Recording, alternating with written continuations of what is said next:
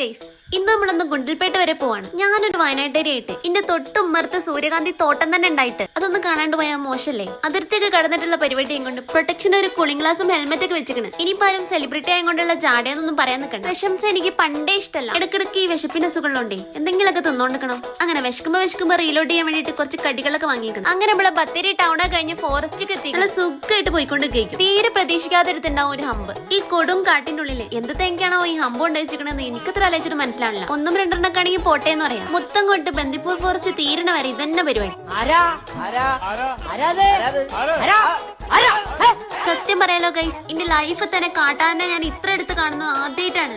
അതിന്റെ ഒരു എക്സൈറ്റ്മെന്റ് ആണ് എന്റെ മുഖത്ത് കാണുന്നത്. ഈ കാട്ടുകൂടെ തന്നെ നായിക്ക് 40 വട്ടം അങ്ങോട്ടും ഇങ്ങോട്ടും പോകണം. ഇതിന് മുന്നേ ആനേനെ പോയിട്ട് ആന പിണ്ടം പോലും ഞാൻ കണ്ടിട്ടില്ല. ഗുണ്ടൽപേട്ട അങ്ങോട്ട് എത്തിയപ്പോഴാണ് കഥയൊക്കെ കൊണ്ട് മാറിയത്. എന്ത് രസാടോ കാണാന്. ഞാൻ പോലും അറിയാണ്ട് എന്റെ ഉള്ളിൽ സ്വന്തമായിട്ട് ഒരു BGM തന്നെ കണ്ടിട്ട്.